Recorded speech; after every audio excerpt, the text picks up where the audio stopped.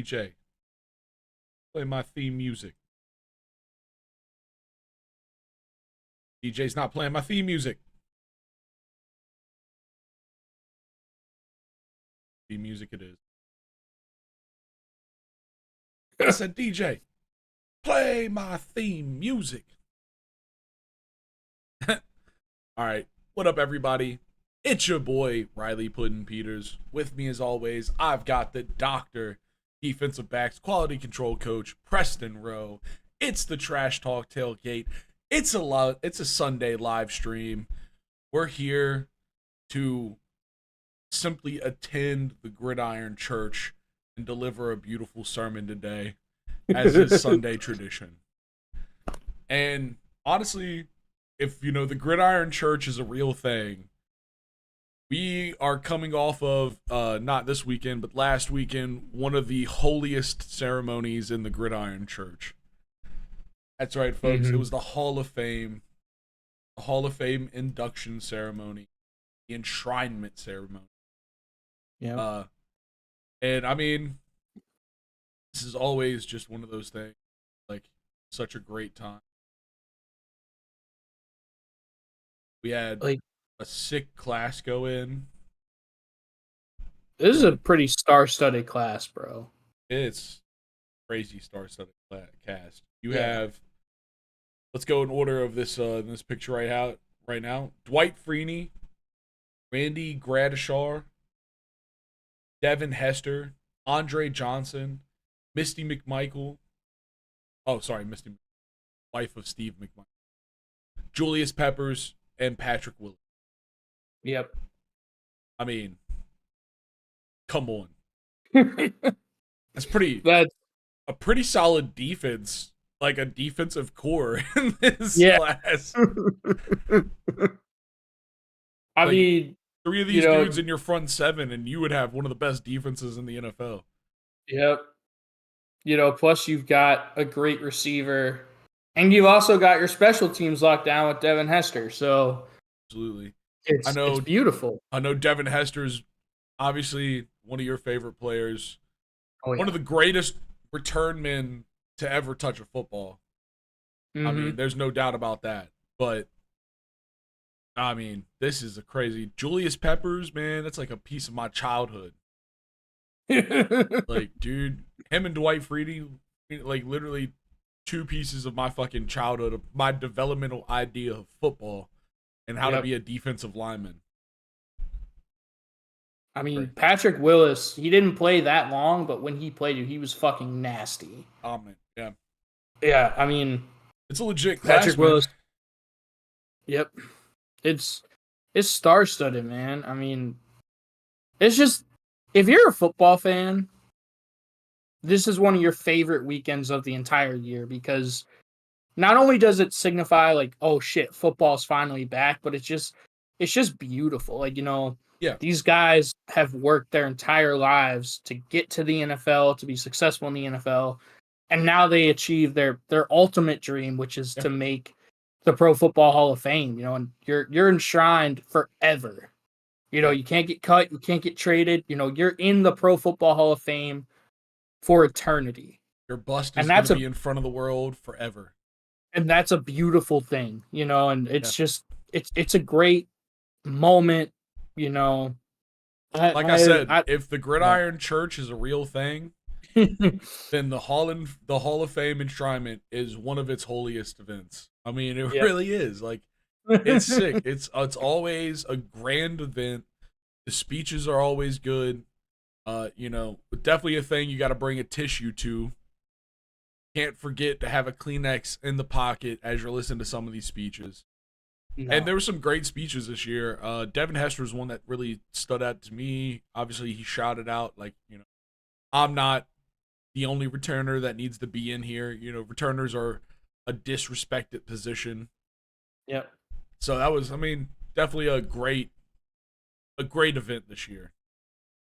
Speaking of the man, look at him and all his kids. That's awesome. I like how his bust is the dreadhead Devin Hester too. Yeah. Of course, that is the most dangerous Devin Hester to ever exist. Oh, of course. He is. He is the most dangerous Devin Hester. Devin Hester, like the thing that made him so special, like typically, and I've talked about this before, typically at a football game, if you go, like if you're at a game or if you're watching a game on TV, whenever the special teams come out, that's when you're like, okay, I can go get up, I can go to the bathroom, I can go get something to eat, I can go get a drink, whatever. When Devin Hester was on the field as a returner, Yeah. you were glued to your seat because you knew something special was about to happen. Like you talk about, taking it the distance from anywhere. Devin Hester was that dude. He's still the only player in NFL history to return the opening kickoff of the Super Bowl for a touchdown. Yeah. I mean, literally a guy that could make lightning out of nothing. Yes. He brought the storm with him. He for a large part of his Bears career, he was their offense. Yeah. And I mean, it's just he's a legend, man. An absolute legend. Yep. And I mean, the people in this class with him though, like Julius Peppers, like I said, dude, Julius Peppers is like a fundamental core of my childhood watching. I mean, dude, Julius Peppers, Dwight Freeney with his patented spin move. Yep. It's just, Andre Johnson.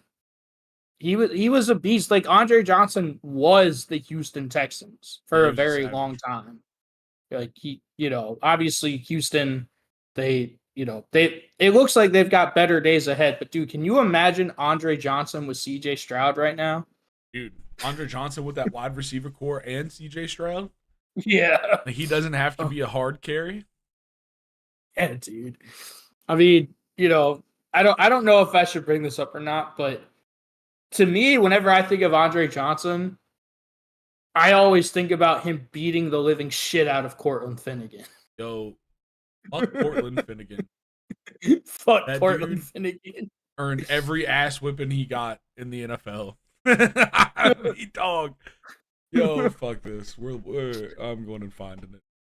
Because Andre, he wasn't a diva, dude. Like he really just kind of kept his mouth shut. So for him to get that pissed off, Cortland Finnegan was on some fuck shit. Like, dude, he got his ass whipped. I thought I was gonna spell Finnegan.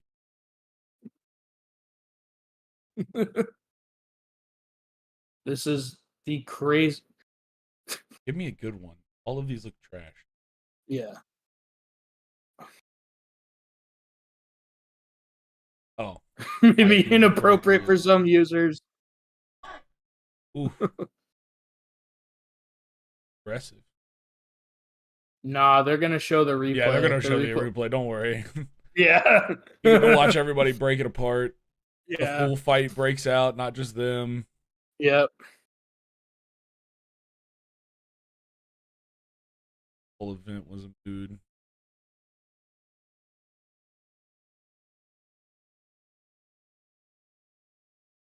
You just go straight for the jugular. Damn.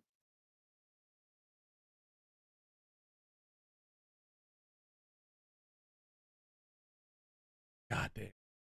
Dude. I remember this like yesterday. Oh, dude, it was awesome. Wish he hit him a couple more times.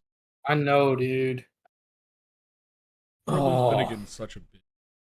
He is a bitch, bro. Look, he's clapping, Yeah, he was like, I got my ass kicked and I'm happy. Yeah. Oh.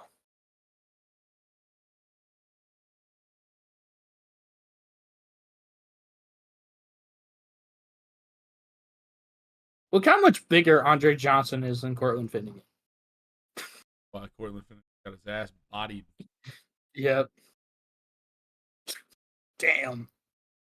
Just fucking chucking haymakers, bro. Oh.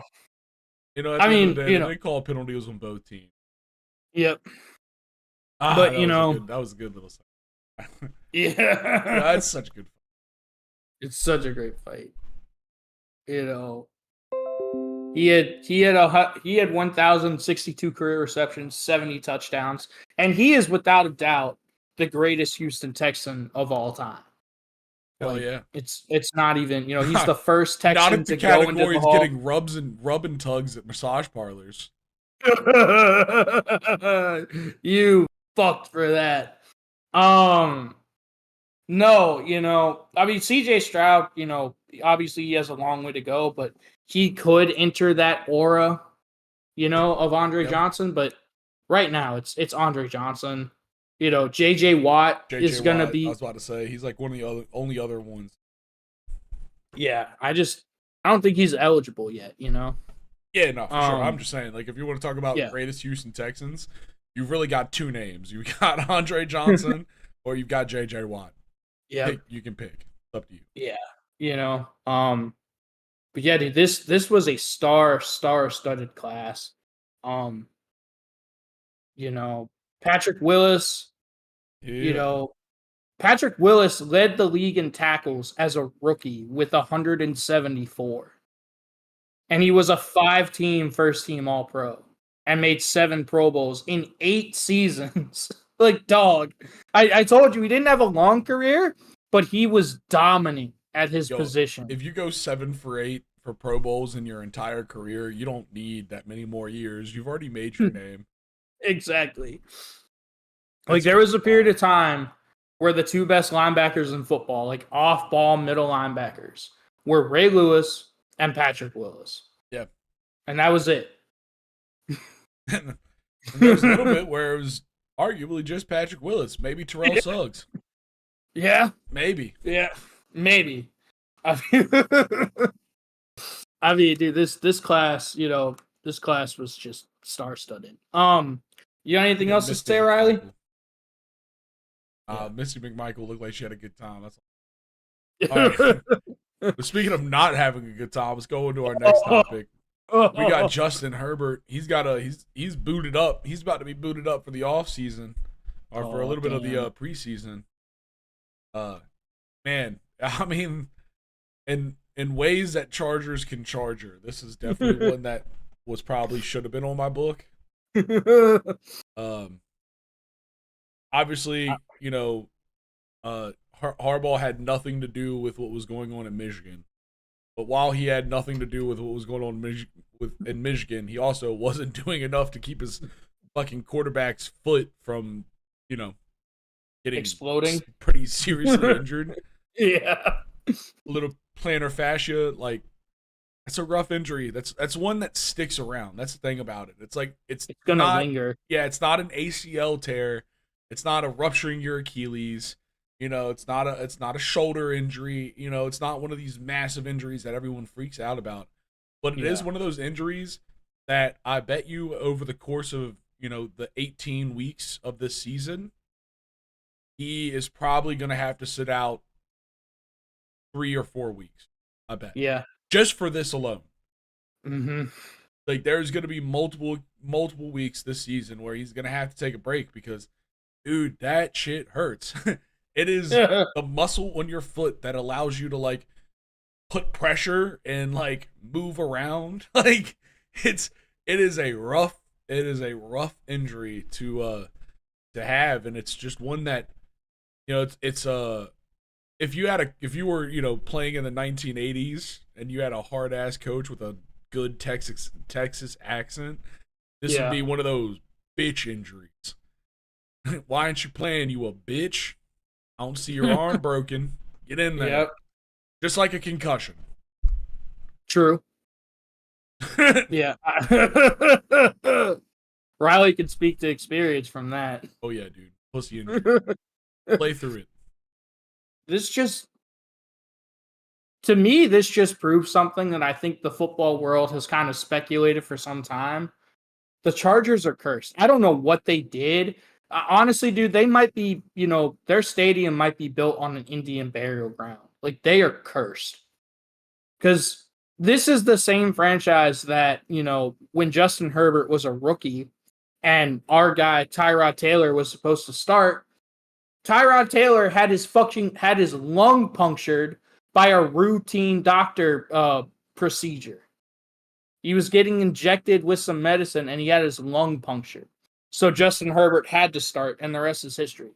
Like, Yo, yeah, this is Tyrod Taylor this. did win. Don't forget, Tyrod Taylor did win. Yeah, Got money from it. he did. He did. But this is the same team that, I believe it was 2009. They had the number one rated. They had the number one ranked offense, the number one ranked defense, and they missed the playoffs because they were dead last in special teams. Like they can't seem to ever catch a break. This is the same team that blew a 27-3 lead over the Jacksonville Jaguars in a playoff game. Yeah. And it made me look like a fucking asshole for actually believing in Brandon Staley for even a half. Made me funny. It made me very happy. I like the Chargers. I like the Chargers with Jim Harbaugh. I like how they got Joe Alt to go with Rashawn Slater to kind of book in that offensive line. The question for me is, will the coaching prowess of Jim Harbaugh be able to overcome the curse of the Chargers? And like, if Justin Herbert is out, they have Easton Stick, who was 0 for 4 last season when he stepped in for an injured Herbert. Max Duggan, if you remember him, he's the guy that led TCU to the national championship just to get fucking obliterated by Georgia. I was trying to think of the proper word. I was going to think mollywopped. Yeah. I don't. Just railed by Georgia. Dude, they got sent to the Shadow Realm. Yeah, dude. And then Casey Ballman, who I don't think I've ever heard of. No, neither have I. I don't know who that is. Yeah. So they're in good position. If he goes hurt, they're in a good spot.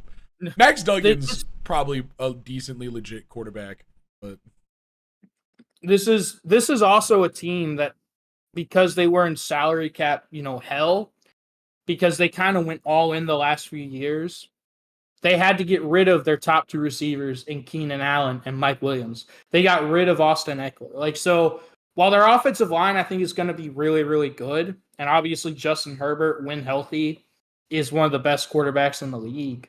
Who is he throwing to? Yeah.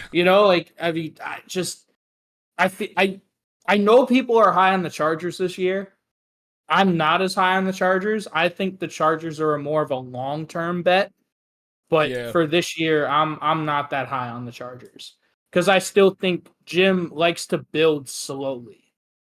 Yeah, it took him a while at Michigan. So I just think he likes to build slowly. He likes to build all the way until he wants to leave, and then of course, right before he wants to leave, he'll just do a bunch of cheating. So his building looks very, very successful, and then he'll leave and be like, "I didn't do that." Yeah, that's how he likes them about that. That's how he likes to work. Yeah, dude. Ask the 49ers. Do you think he took Connor Stallions with him? No. Connor Stallions works. He's actually now at Kansas City. Okay. He got a weird position there. I don't know, something. Yeah. But yeah, no. This is a fun one. Yeah, I think the Chargers' best chance for success this season is if they have just an incredible run game. I agree. That's their best chance. And yeah. I mean, not that they don't have that potential, but it would they will probably no bullshit, they're gonna need a fucking 2,000-yard rusher to be a successful football team this season. I just think that's the position they're in. I think Jim's recipe is to run the ball, because that's what he's always done. He did it at San Francisco. He did it at Michigan. But a lot of people are like, "Oh, you've got this great star quarterback." Well, I'm going to say this from experience. A quarterback's best friend is a great run game, because it takes pressure off the quarterback. And I mean, dude, how many times last year did we see the Chargers, not successfully run the ball, and Justin Herbert has to bail him out on 3rd and 12? Converting a 3rd and 12 is a lot more difficult than converting a 3rd and 3. Yep. You know? Got to stay on So, like, schedule. You hear it a million times listening to a football broadcast. They're on schedule. They got to stay on schedule. That's what that means. The idea is 3 yards of play, right? Yep. 3 yards of play. Somewhere in there, you'll get the extra yard, Mm-hmm. and you just keep churning them down. 3 yards and a cloud of dust. Yeah. Yeah, man. I mean, it's I like the Chargers long term, but I think this just proves that the Chargers are cursed. Like, because like you said, man, this is gonna linger. Yeah. It's just, In the article, they actually had like a perfect little section on it. Yeah. Where they're talking about it was a former. Yep. So former NFL quarterback Eric Kramer, he went through it. He said it's kind of like a hamstring injury. They might call it 4 to 6 weeks, but the worst thing you do is give that injury 4 weeks. Better to give it 8 than 6. If you don't rest it up, then you're gonna do it again. Yep. Like that's just a perfect quote from someone that went through it. It's like, yeah, careful. Yeah. I agree. All right. Going on to people that are injured, let's talk about Jerry Jones and whatever brain injury he's dealing with as he responds to CD Lamb's contract request saying that there is no urgency in doing his contract. Yep. I think the big thing that came from this is like you get CD Lamb just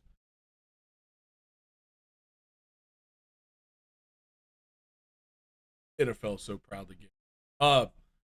I think the big thing is like on Twitter you saw that he took everything related to the Cowboys like out of his Twitter bio, which is, whatever, but it is a sign that'll let you know how an NFL player's acting. Yeah, that's show up in their Twitter bio ain't got nothing about the team they're on. That's a good sign. Yep. Just ask Christian McCaffrey's quote unquote former teammate Brandon Ayuk. Kyler Murray did it a few years ago when he wanted a new contract. Like, it's just kind of how players, show passive aggressiveness now. Like, show that they're upset. Like, I'm just gonna take off all of my shit to whatever, Yeah. Their loyalty is gone.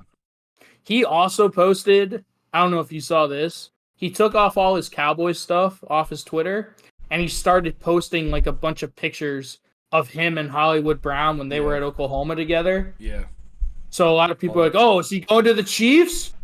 Is he going to the Chiefs? That'd be so crazy, dude. That'd be dirty, man. Like, dog, imagine, you know what? This is another one. I need a fucking. Don't let me forget. We need to pull up Xavier Worthy highlights while we're looking through in the next session, in the next segment. Like, cause dude, I've been seeing some of that shit and it looks scary. It's terrifying. I mean, dude. Bills fans. I tried to warn y'all. I tried to warn you, but anyway, we'll get to that later.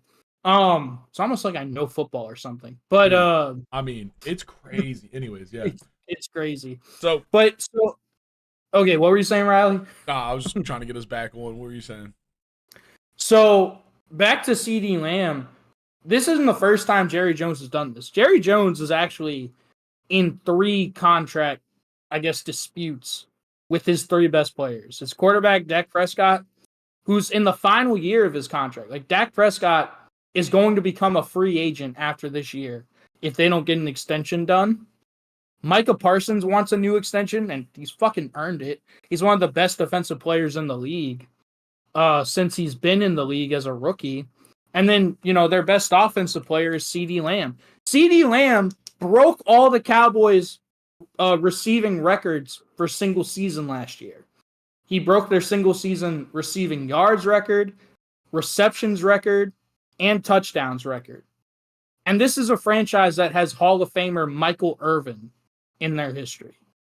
And he broke all those records. Yeah. So CD Lamb. So if you're Jerry Jones, I can't imagine this. If you're Jerry Jones, why are you intentionally pissing off your 3 best players? I don't understand it. Listen, man. That man's that man's thinking is about as crooked as his eyeballs. That's just a fact. I mean, he literally like he just he has a way of pissing everyone off. That's Does true. anyone like Jerry Jones? I don't Cowboys think so. fans, someone sound off. Let me know. Give me a comment somewhere. Send me a message. Whatever you Yes. want to do, let me know. Does anyone like Jerry Jones? I don't even think his son Steven likes Jerry. Dog, I don't I don't know who likes him. Dak Prescott might like him because I don't know. As much as they've given him for as little as he's done, he should owe. He at least owes them. But I mean, who? Oh my god, dude! CeeDee Lamb is one of the most terrifying names and a defensive mastermind could have to play against. You know, yes. like CeeDee Lamb, a game against CeeDee Lamb would make even the likes of Brandon Staley shake in their boots.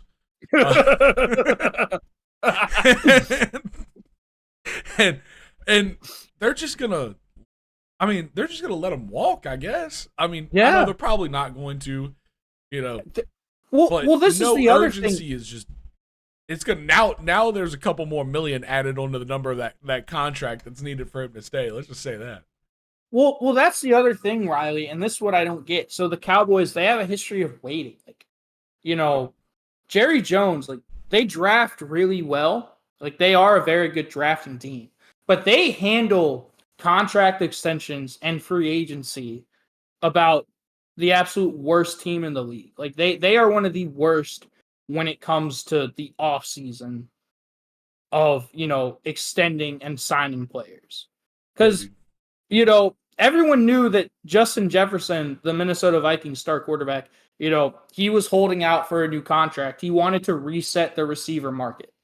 And now he's the highest paid non-quarterback in football. Well, if you're the Cowboys, CeeDee Lamb is going to want that type of money. So why are you waiting until Justin Jefferson signs? Because then all of a sudden CeeDee Lamb's going to want to reset the market. That's costing you money. You could have been like Howie Roseman and the Eagles, or Brad Holmes and the Detroit Lions, and actually done the smart thing. Like they signed Amon-Ra St. Brown back in like April. Yep. If you wait, the longer you wait, the longer you wait to sign your star players to contract extensions, the more money it's going to cost you. Always. Essentially, Yeah. And the worst thing to do when you're in contract negotiations is make an enemy of your own player. Yes. Amon-Ra St. Brown signed a contract early with the Detroit Lions that was arguably more beneficial for the Detroit Lions than it was for him if you look at the way the wide receiver market's played out now, like to the point that we're standing now. But he did that because he loves the team. The team loves him. The energy's good. It's positive. That makes people take less money. Yes. But if you tell your players that their money, their time is of no urgency to you, like that just puts bad taste in everyone's mouth, and that's not going to benefit anyone. CeeDee Lamb's not going to want to play for you, so he's not going to do his best, so you're not going to win games on the field. And the whole time, he's still going to be looking for that paycheck. He's not going to play the same until he gets the paycheck, and that's even if he wants the paycheck. Because that's the thing about a contract at the end of the day, he's still got to sign it. Yes. You can offer him all the money in the world. You could use, do whatever, and he may not sign it. He may go test a free agency, and CeeDee Lamb is going to land somewhere, dude. Yes. He will not sit on the free agency. There is no way he sits in the free agency. He may not get the money he wants, but he's not going to sit, and he's most likely going to go to a legit contender. Oh, yeah. And, if you're the Cowboys, if you let that happen, you can franchise tag, there's stuff that you can do to delay that. But then you'd be a fool. You'd be a fool to let a player of the caliber of CeeDee Lamb hit free agency and get nothing in return for him.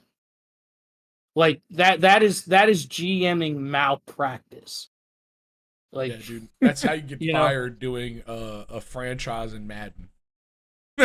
Yep. Madden will be meaner to you than a fucking real world will. real world will be in that case. That's True. wild. Yep. All right. I mean, I don't get it, man. You're gonna piss off your 3 best players simultaneously. Yeah, That's a bold literally. strategy, Cotton. See if it pays off for him. I mean, let's just look down.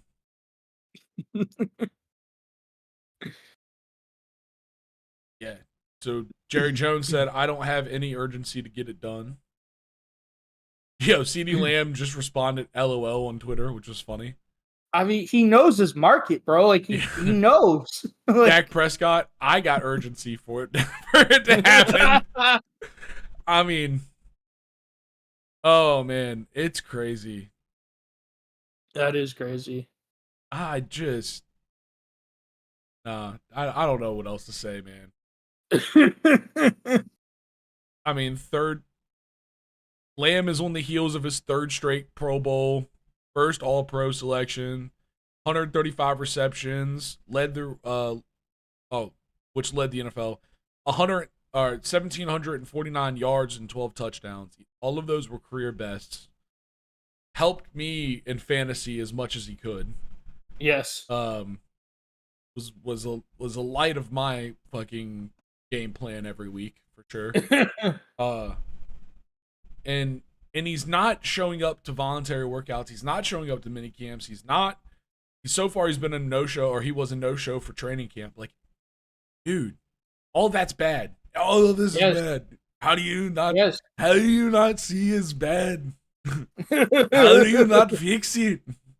Your team isn't working together.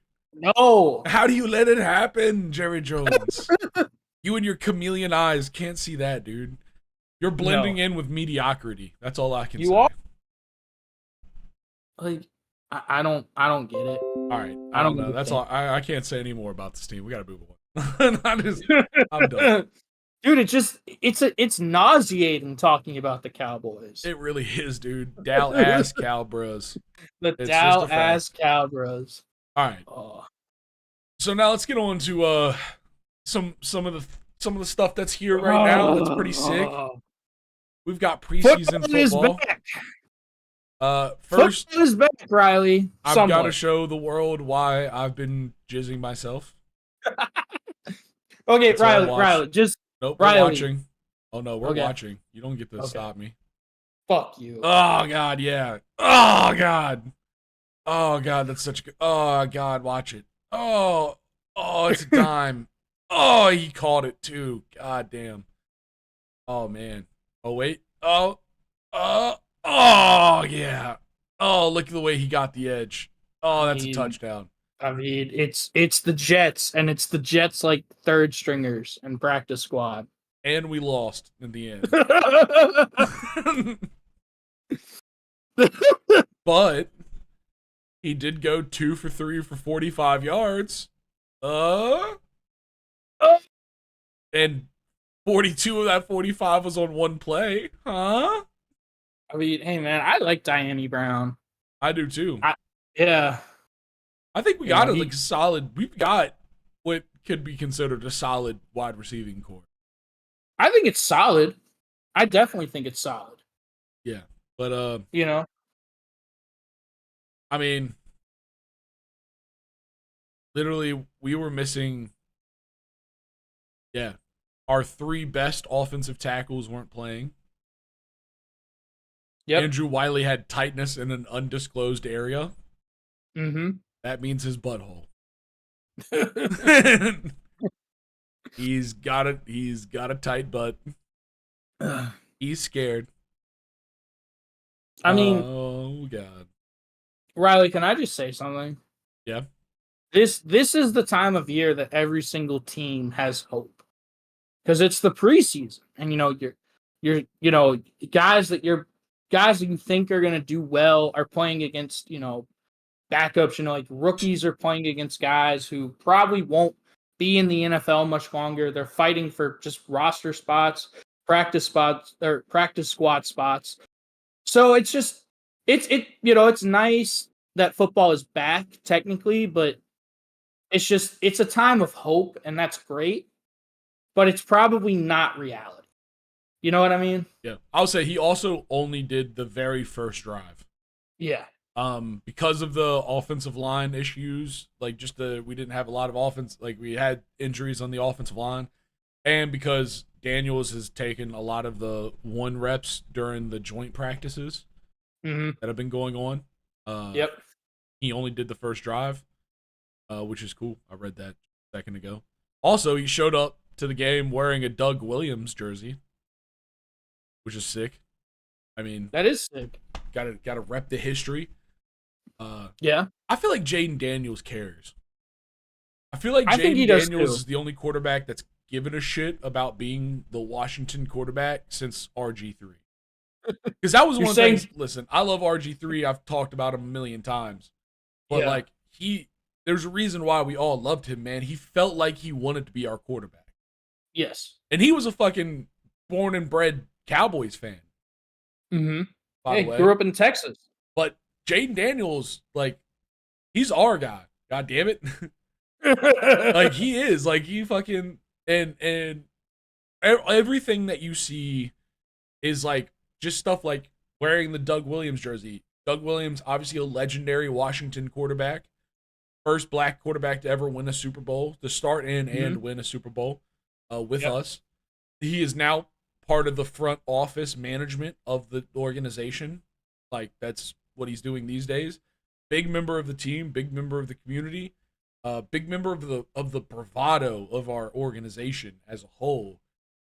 He met with Aaron Rodgers. They did an ayahuasca trip together. Not he did meet with Aaron Rodgers. They kept it to light acid. They didn't do full ayahuasca. uh, yeah, but it's just Hey, I feel like he's doing the right things, and I feel like with Marcus Mariota, like in the quarterback room as well, mm-hmm. and I feel like it's the right energy to help develop him. We've got the right pieces to help him, not be just a baby gazelle in the headlights of the NFL season. I mean, I get that, but I'm gonna play devil's advocate. It's Washington. You're right. You, God damn it. it's Washington. bro. If you haven't, go watch our video on the Washington Commanders. We Absolutely. just released it a few days ago, and we talk about this. You And it's guys had personal. one of the worst offensive lines in football last year, over the last 3 years. We did. You said, nah, we can do better. And you went out and you hired the offensive line coach from within your division, the Giants offensive line coach, Bobby Johnson, who was the only offensive line coach to coach a unit that gave up more sacks than you. So I don't, it's the Commanders, dude. It's Washington. Like, I really like Jaden Daniels. I saw him play in person one game. Like, I really, really like him. I don't trust your organization. Yeah. I don't. And You're honestly, a poverty franchise for a reason. it's true. And it really, I mean, we said this with the Chargers. I'm going to say it again. We're going to have to rely on our run game, I believe. Mm-hmm. And I think that's the thing that, all this Jaden Daniels hype aside, I think one thing that he's going to be able to do day one is help bolster our run game with his read option ability. I agree. I think he proved at LSU that he is a very smart read option like general. Because that takes some gumption, dude. Consistently running the read option, especially in the NFL, like you've got to be on your toes. Yeah. Like, it's not that easy of a job. It's very potent play, but it's not an easy job. And so, I'm excited for that. And of course, we have the addition of Eck, bringing in Austin Eckler from the Chargers, guy that's led their rushing attack in the past few seasons. Like an excellent player. He is older for a running back, but we have Brian Robinson, aka the Mini Min himself. Like we've got a solid running back room, and I think we'll be able to running back by committee, especially with Eck and B Rob, and then just we gotta keep our offensive line healthy. God damn it. Oh my god. It's the most Um, annoying thing that about being a Commanders fan. Lack of so health. so Riley, the only thing I'll say about that is that Jaden Daniels is thin. Yeah. He's 6'4", but he's like 190 pounds. He's Well, gonna have no, to put on he weight. is up to 215. Okay. He's up to 215. Okay, but That's I mean, big. still, It's not that, enough, but that is no. 25, and he looks good. Like, I mean, it's not weak. Like, it Yeah. doesn't look. It doesn't, he's not fat. That shit is. That shit was Moosel. Musil. Him and B Rob and a few other players. I think Sam Kasimi, one of our guards, like our rookie guard from last season that we drafted, a high draft pick. They've all been working together. Yep. I mean, dude's been lifting with linemen, dog. There's nothing better than a quarterback that lifts with linemen. As a lineman, dude, that makes you want to fucking. You're like, dog, I've seen him in the weight room. I know the hit he can take, but I'm not gonna let him. At that point, it's like a weight room challenge. And if you know anything about an offense or defensive lineman in a weight room challenge, is like that's how you jazz us up. That's how you build like team camaraderie. Oh yeah, dude. Go find a bub and tell him that he can't lift a weight that's like reasonably within his fucking limits, and you'll see what happens. Exactly. But my whole thing is just, you have to keep him healthy because he is your future. Yeah. And, I worry about the punishment he'll take running the read option, and I worry about the offensive line. I really like y'all skill position players. I really do. I just worry about your offensive line. For sure. It's literally our biggest question mark at this point. It's the O-line. How will the O-line play? Can OG Bobby Johnson be dank with it? I mean, there's a lot to this right now, and yep. Just gonna be. I mean, it's gonna be one of those things, man. We're just gonna have to find out. I'm just gonna have to cry alone in my bedroom by myself. All right. So speaking of crying, bro, Bears fans have been doing a lot of tears of joy lately. So this is Caleb Williams, their first overall pick, rookie quarterback, his first NFL action. Keep in mind, it's preseason. That's his first completion. Look at that. I mean, that's one of the greatest throws I've ever seen completed. Wait for it. Look at that. God. Oh, no one could make a throw like that.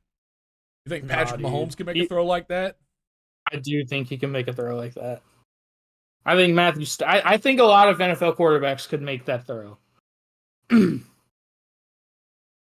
Oh.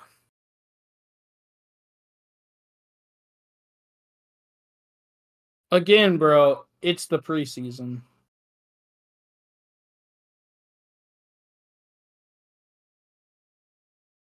Yeah. Yeah. Wonder how much. I'm already off of it. We're already moving. How much did he play?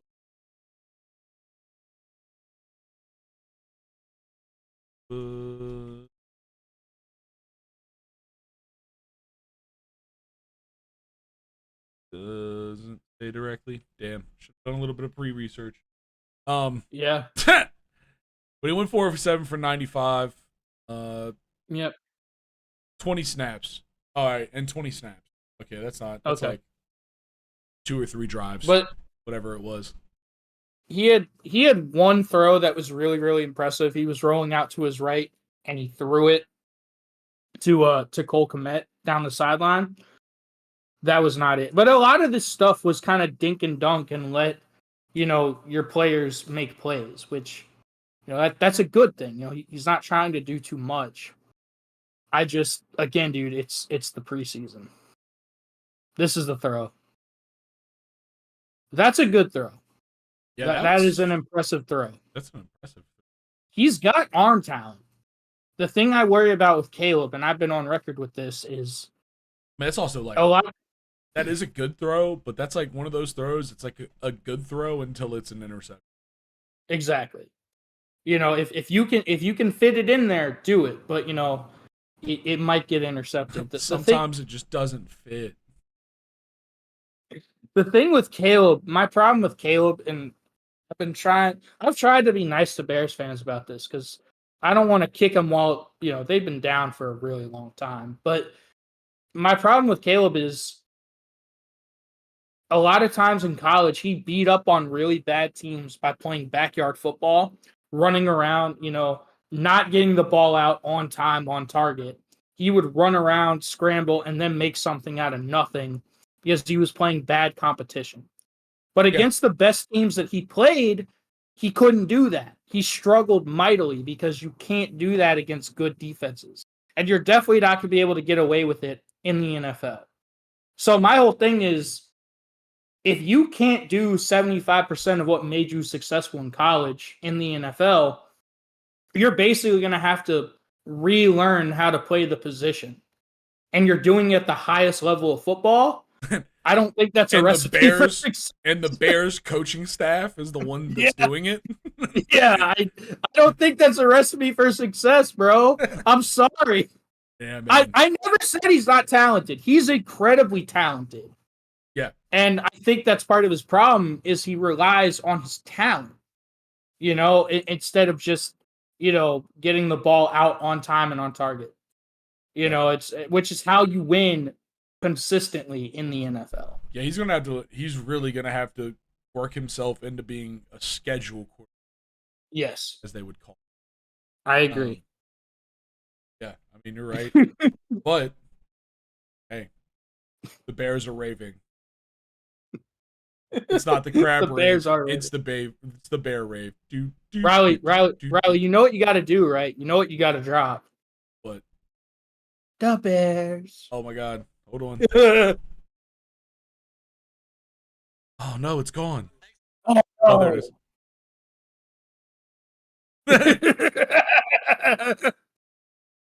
I thought it was gone. It wasn't gone. Okay, good. Oh, dude. Oh man. The Bears. Powerful. Oh. Daniel Jones. I love how they still have Tommy DeVito. No, dude. Oh yeah. I hate how they don't have Tyrod anymore. JJ McCarthy, 2 touchdowns. Good for him, man. This is another one where we're like, hell yeah. The Bears. This one was good. Yeah. I mean, that one was, but you know what it is. I do know what it is. Big step up.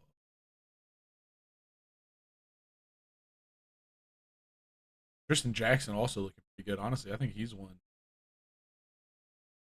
Oh, you know what? Are we gonna talk about Xavier Worthy? Oh, dude, you fucking might as well have just read my mind.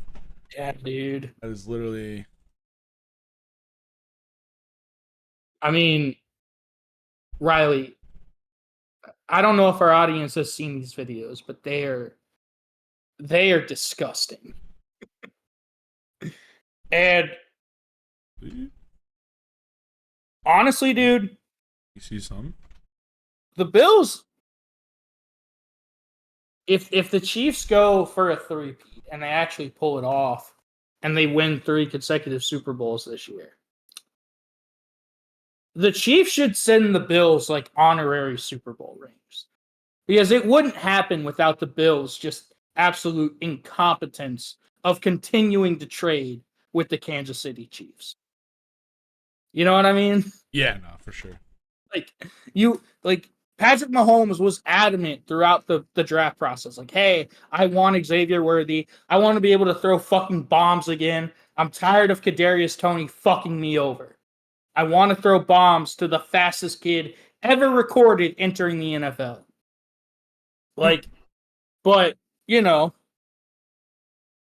And the Bills were like, hey, you know what? We should trade with y'all. We should give you the guy that Patrick Mahomes wants most.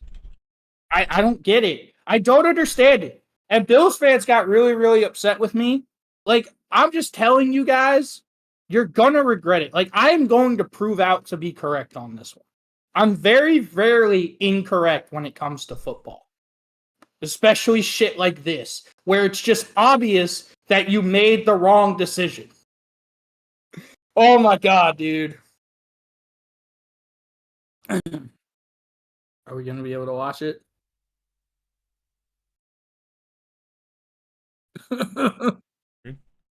I mean, this one is a Twitter video. Literally just says "air it out."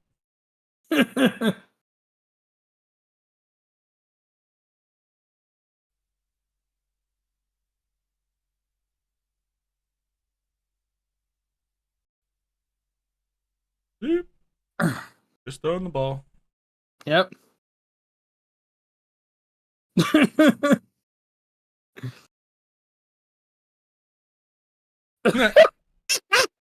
Powerful.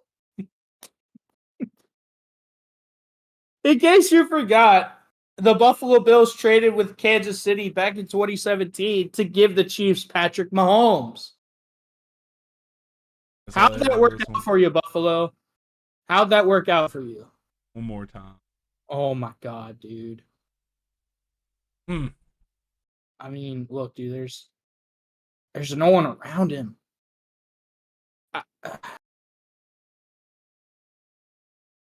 It has been rather impressive. Riley, who do you think's going to prove out to be correct about this? Me or the Buffalo Bills fans who were just absolutely snorting copium right now? Wait for it. Boom. I think it's going to be that one right there. I think this video showed up at just the right time to answer your questions. Oh my god. I mean, damn. All right. Now I've got one more person that I think people kind of got impressed by. It's Hendon Hooker. He had some impressive plays before he had to leave with a concussion. Don't do this to me, man. Don't fucking do this to me. I mean, look, dude, he looked good. I know. I know. Look at this. It's almost like I knew how good he was when he was in college. Yo, speaking of him being in college, wouldn't it be crazy to like have him on your program and then like let him go to like somewhere like Tennessee? Yeah, you can go fuck yourself. Yo, wouldn't it be? I'm just saying, dude, he's such a good player. Like, wouldn't it be crazy to have him on your roster and then like lose him to a school like Tennessee? Like, I don't. Look how good he is, dude. I mean, dude. He did apparently get a concussion. That does suck. Obviously he's been recovering from an ACL tear that finished his career at Tennessee. But yep. I mean, hey. Look at him. Dude. You know, so good. Look at his run. I mean, he's a special player, man. We saw it at Tech before Justin Fuente ran his ass off. Oh, that's right. Damn. Damn. I forgot they did let him go. Fuck Justin Fuente? Yeah. I think he is honestly such a great backup to have behind the offense. Yes, dude. The offense is powerful. The offense is very powerful, and having Hendon Hooker sitting on the bench just waiting to make a play is also pretty powerful with it. It is. Hey man, we're high as shit on the Lions this year. Yeah, dude. I think they can be even better because dude, they locked up their offensive line. Yeah. You know, they've kept everyone, including their offensive coordinator, who is, you know, largely responsible for dialing up the offense. Yeah. And people wanted a lot of these pieces, and they secured everyone through all of the hype. Yeah, that means like they got the family is there, and I think we were high on the Lions last year, dog. We're fucking. I don't even think high can describe how I'm feeling, dude. I'm almost a fan. I know, man. Dude, same. I mean, shit. Are you an honorary Lions fan this year, Riley? Dog, we might be, dude. As much as we're glazing the Lions, I know. We have to be. Yeah, it's true. I technically don't have an NFL team, so I think I am a Lions fan this year. It's just hard not to want to cheer for them either, dude. I know. Like, it's not like they're not like the Chiefs who have just won so much to where like you're almost like, I don't want to cheer for you. You've just won too much. Yep. or the 49ers, who like seem like a fun team, but at the same time, it's like a bunch of fucking Shanahan prick. You know, just like they're a good team that doesn't seem to have some of the bullshit with them. Like it's just Detroit, can't win a football game. Detroit trying to make a comeback, and there's just something kind of wholesome about it. Yeah. I mean, I think the real question is, Riley, how many brick walls would you run through for Dan Campbell? Oh man, enough to make a halftime comeback in a playoff game, that's for sure. I mean, the dude's a motivator. There's no doubt about that. Oh, God, dude, I would love to play for someone like Dan Campbell. Yeah, he's the kind of coach players want to play for, and that shows, dude. It shows. I don't remember if we talked about it on the TTT. I'm sure we did, but after the Lions' first ever playoff game in like 30 years, their playoff win, it was over the Los Angeles Rams, Jared Goff's old team, and who had Matthew Stafford, Lions' old quarterback. Yeah, exactly. So, the Rams kind of pushed Jared Goff out the back door, to bring in Stafford. And after the Lions won that game, Dan Campbell just kind of summed it up perfectly. During the coach's speech after the game, he said, "Jared Goff, you're good enough for fucking Detroit." I mean, if that doesn't sum it up, dude. You're good enough for Detroit, but Detroit drinks Flint water, so it doesn't take much. That's also true. Hell yeah. All right. Oh man, dude. So let's take a big shift now. Let's walk out of the NFL world. We'll pick it up at the very end with one last thing though. But for now, let's take a walk on the wild side, some would say, the side filled with parties and pestilence. Let's go to college. And let's talk about something that's just kind of been big. Shout out to the Fighting Gobbler for not only losing Hendon Hooker, but giving me this article. To pull from. And with the ACC realignment, a couple teams that got brought in. Obviously, if you don't know, the Pac-12 dissolved. Conferences are going crazy. Yes. The ACC, the Atlantic Coast Conference, has officially rebranded to the Y'all Coast Conference. And we brought in, we being the ACC, brought in University of California, the Golden Bears, Stanford, and SMU, Southern Method, the Pony Express from Texas. Yes. So we got 2 California teams and a Texas squad.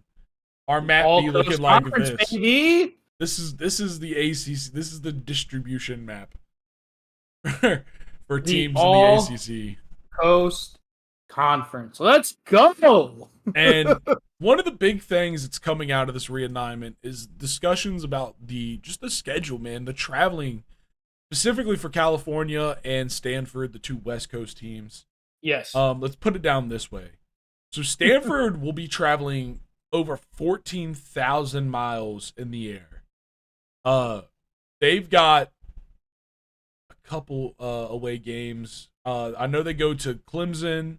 They go at Clemson. They go at NC State. They have to go to Clemson. They have to go to NC State. They have to go to Syracuse. Yep. Yeah. And a couple more. Notre Dame. They had to go to Notre Dame. Yeah. And there's one more. I can't remember. Sorry. So here's a good way to sum it up, Riley. So I was looking at their schedule. Yeah. They kind of lucked out. They have 7 home games this year. Only 5 road games. Typically, you split that 6 and 6, because there's 12 regular season games in the college season. So out of their 5 road games, 4 of them are either in the Midwest or on the East Coast. Yeah. The only one that's in the state or on the West Coast is when they go at Cal.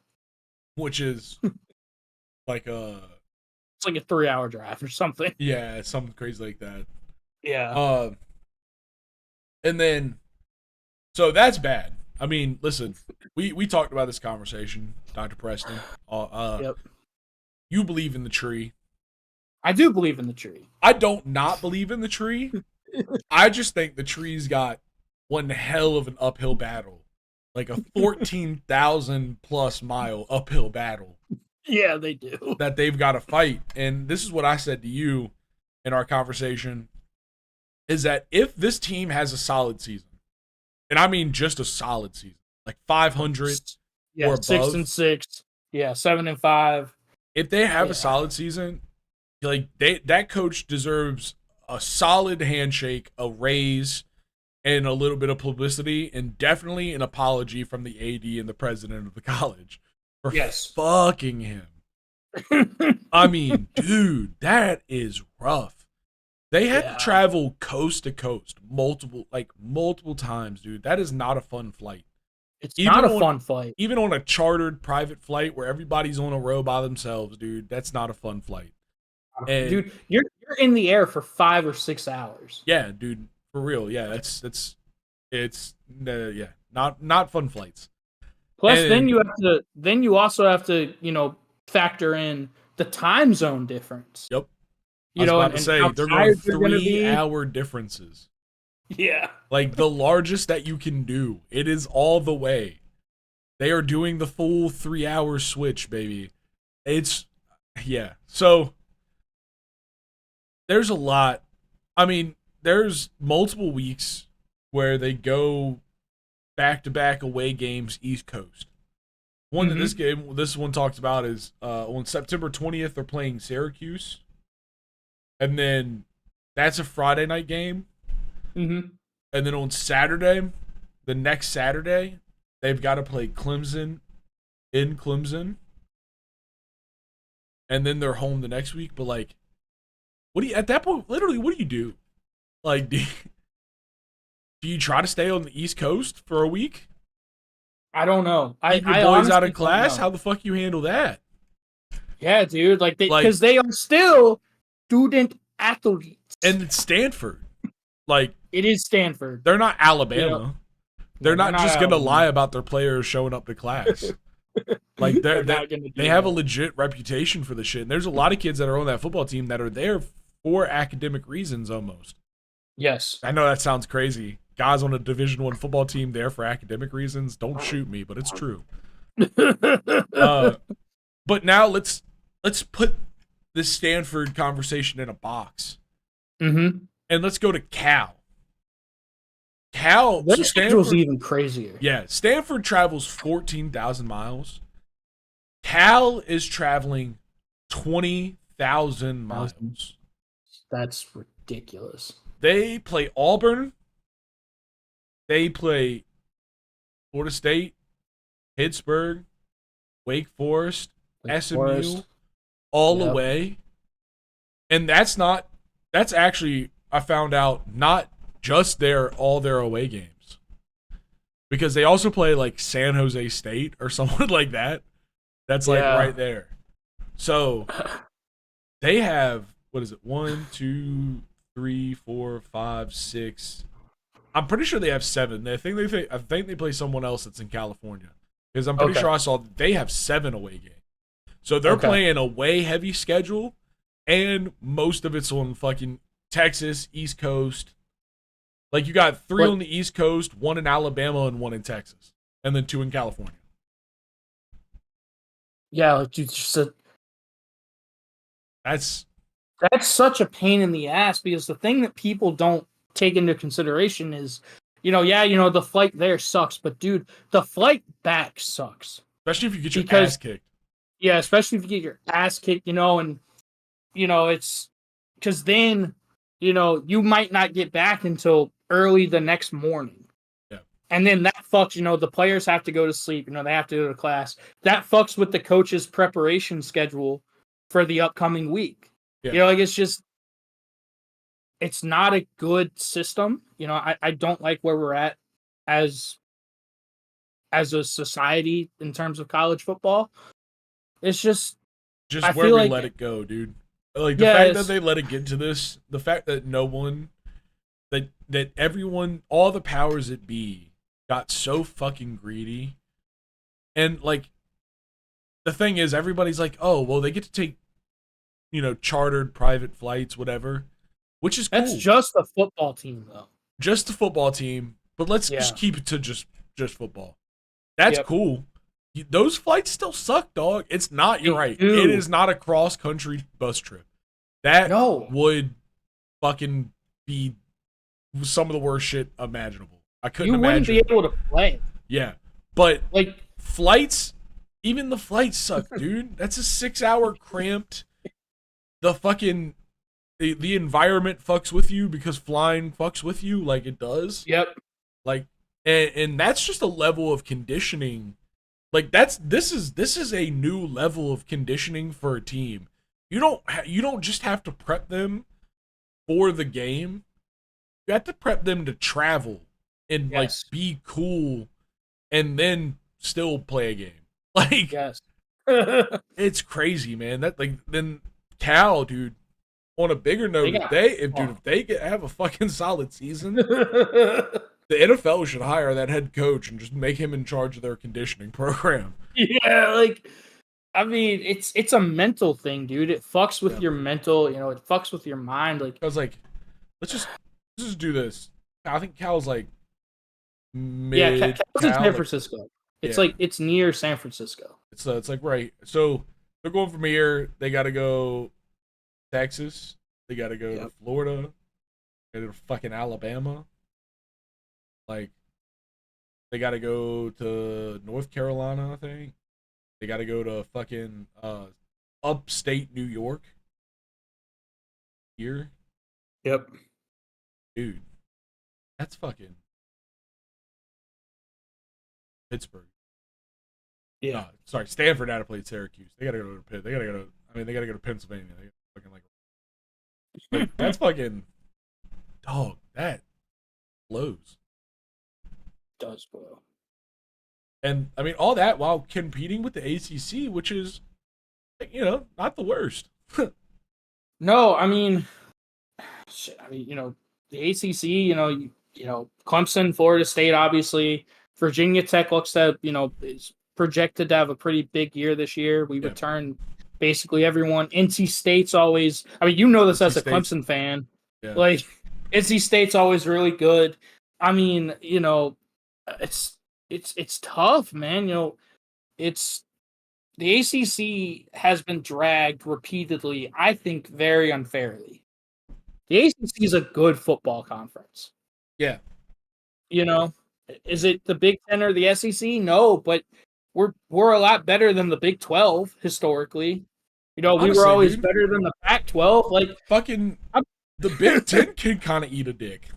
They can. Like bro. Dog, we've kind of mollywopped Clemson. Fucking, I know that they're not the same team that they were 3 years ago, 4 years ago. Like, but we fucking mollywopped fucking Ohio State and Michigan when they faced us. Yeah. And Florida State too, dude. They do it too.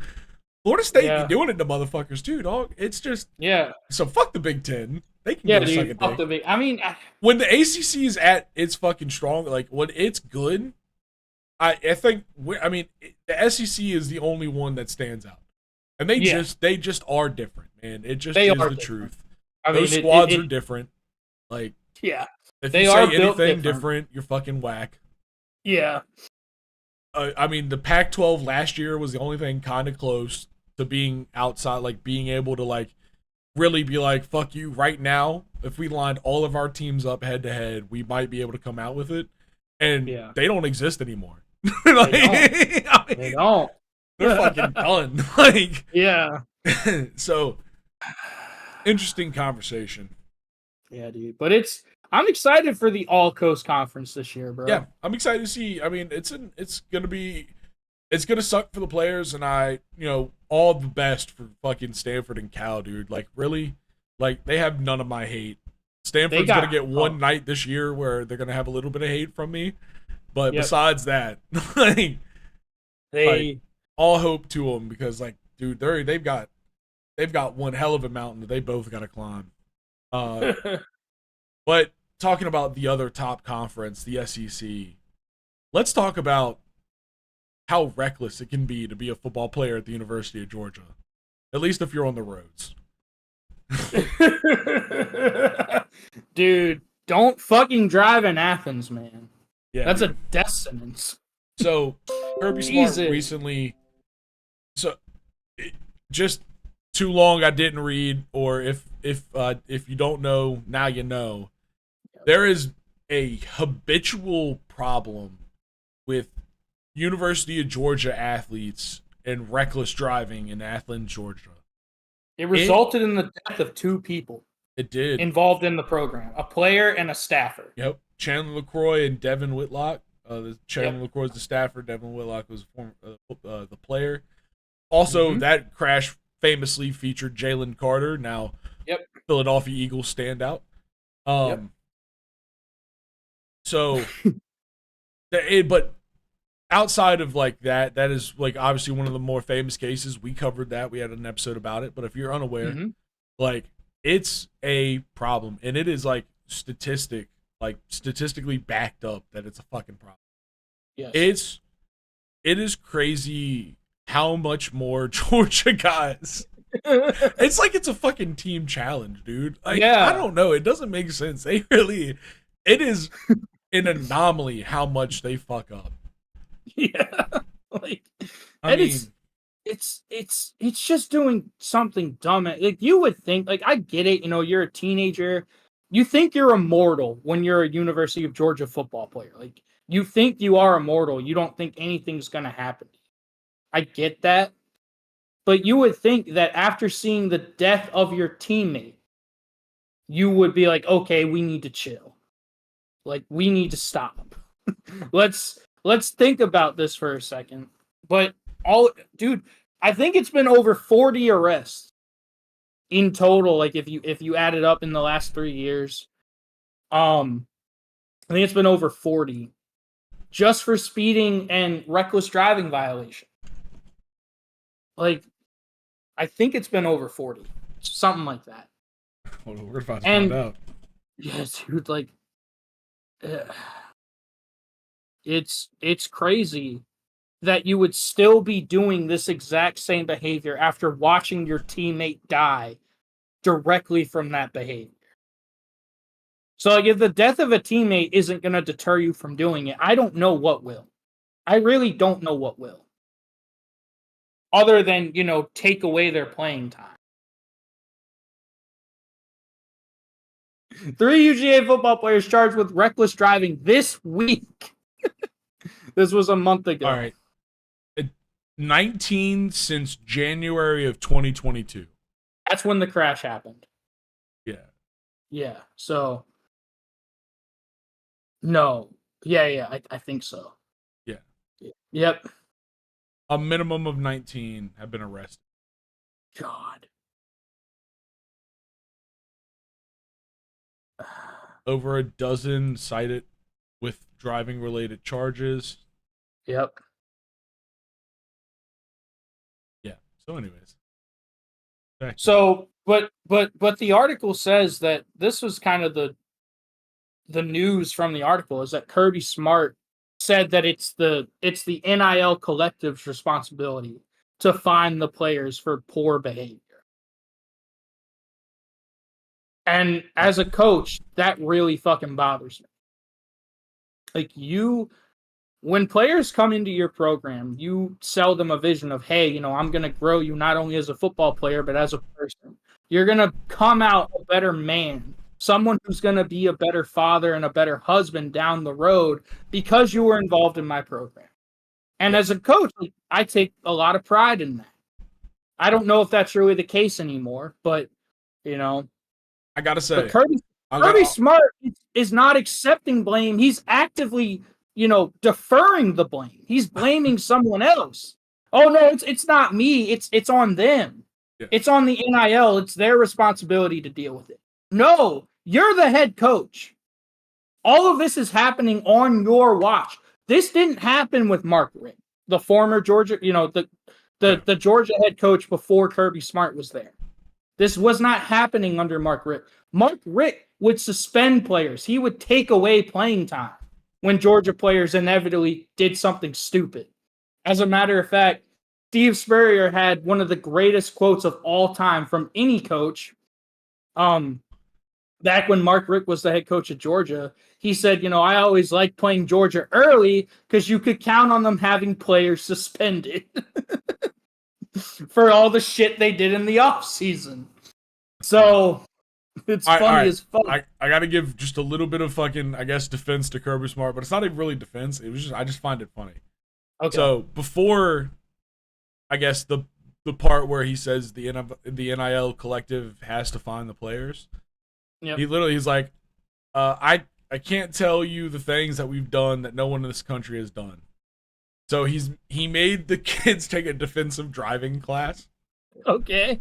Which is fucking crazy. Like, that's just crazy that you had to take a defensive driving class to be a fucking defensive lineman for fucking Georgia. Yep. Discipline, he said that they did suspend a player, Marcus Rosemy, for speeding and driving last year. Yeah. But that hasn't controlled it or prevented it. So why are we still talking about it? Because we've had guys make poor decisions. And then that's when he started talking about the NIL having, like, them starting to find them. But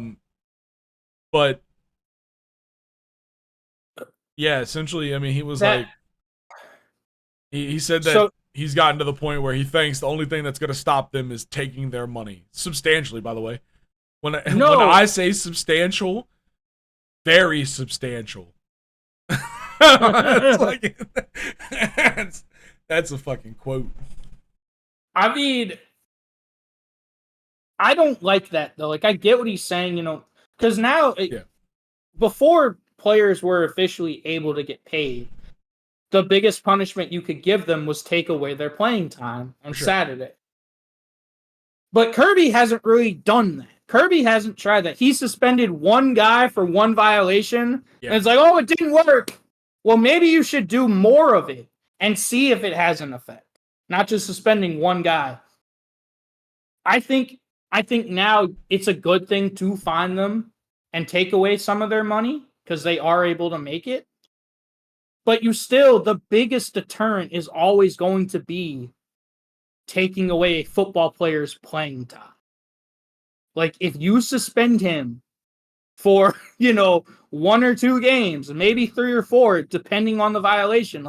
But again, this goes back to Kirby. He doesn't want to do that because all he cares about is winning. He doesn't want to. That's all everyone cares about. That's true. The problem, there's also the overlying problem that college has just become a business and it's not about making better people. But that's a bigger meta conversation. I do want to add, though, sorry, as you've been talking, I've been listening, but I'm also reading ahead in this fucking article. Yeah. And it's just, one, we've gone above and beyond to get approval to have them have a driving cert. Yeah. So that's fucking crazy. Yeah. But it's like, we're the ones, dude, so this is from Michael Williams with defensive lineman. We're the ones that repeatedly get in trouble for the same things, which is a terrible thing that we keep doing, especially after everything we've been through as a team. We really try to control the best we can. We find guys, but we suspended 2 people, kicked 1 guy off the team, but mistakes continue to happen. It's crazy. You know what that reminds me of? Yeah. You know that I think you should leave bit of, the guy who's in the hot dog costume. Robbing the store. Yeah. He's like, well, I'm trying to find the person who did this. Like, no, it's you. Yeah. It's you. It's literally your fault. You have total control of this. They act like they have no control over it. You know what I mean? Nah, it's really what this whole thing is. It's a whole fucking article of ESPN kind of defending Kirby Smart, the way this is written, it's definitely like giving him the benefit of being like, but they just won't listen. Yeah. They're just not listening. I'm doing everything I can. Why won't they listen? They won't listen. So here's one of the most important things I've learned from coaching at this level, you either coach it or you allow it. Yeah. And I think Kirby Smart at this point, he's allowing it. He's enabling it. He's not punishing them to a severe enough degree that they really think before they do these things. Like, there are not real consequences for their actions. Yeah. He's enabling it. And that's the real problem I have. Yo, and then at the end of the fucking article, this just kind of pissed me off. Yeah. The last little bit. Smart said there's no one-size-fits-all approach to discipline. He spoke about how Jonathan Ledbetter, an NFL player who got a DUI at Georgia, was disciplined. Later, with the Arizona Cardinals, he was named the team's Walter Payton NFL Man of the Year candidate. Mm-hmm. Smart said Ledbetter was able to learn from his discipline.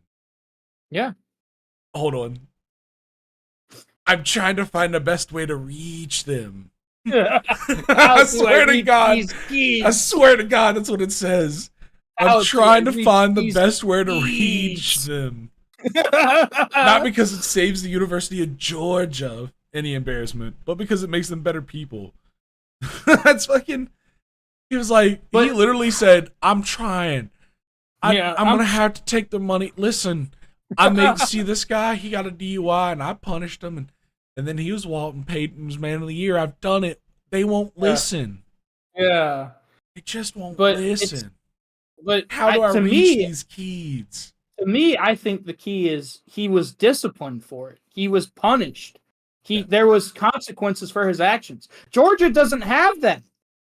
So they're just going to continue to make the same poor decisions. It's almost like consequences, make people think before they do dumb things. Nah. Like, damn. Do I really want to miss this Florida game this week? This massive Florida game by driving 120 through Athens? Damn, I don't think I should do that. I'm just going to drive the speed limit. It's crazy how that works, Riley. But Kirby Smart refuses to try it. That's my problem with it. He's not being smart about it, that's for sure. He's not being, dude. He doesn't have street smarts, that's for sure. Yeah, dude. All right. One last thing before we go, folks. Oh, I'm excited. The Trash Talk Tailgate Fantasy League is back. Yes. TrashTalkTailgate.league.fantasy.nfl.com. Yes. That is one hell of a URL, but that's what it is. It's an open league. Right now, we only got a couple positions left to fill. Yep. So if you want to join it, please join us as quick as you can. Yeah, go comment, come be in a league with a D1 football coach. It's a very competitive league. Very. Yeah, we all got beat by an AI last year, which is crazy. We did. Fucking asshole. But yeah, it's TTT Fantasy League. Please come join. The password to join is TTT 2024. Like I said, there's only a couple spots left. So yes, join us. We want to open it up to the people. If you love the TTT and you want to come be a bigger part of us, come play with a real football coach. Real football mind. We know what the fuck we're talking about. That's what makes it so competitive. Is it's a lot of dudes that know the game and know what the fuck they're doing. Yep. And it's powerful, and I'm really, really excited about this year. Absolutely. And you get a chance to be featured in the greater TTT happenings. You do. So that's cool. The only thing is that you can't be a bitch about it, because this is the Trash Talk Tailgate. If you do well one week, we'll praise you. But if you shit the bed, we will make fun of you. And that goes for everyone. Including us. Just watched last year. Yeah, dude. I took a lot. That was bad. Yeah, dude. I got screwed. Yeah, dude. All right. I think, like Dr. Preston said, please comment, subscribe, all that shit. Stick around. Go watch the Washington Commanders video. But for this live stream, I think it's about time for us to get out of here. All right, everybody.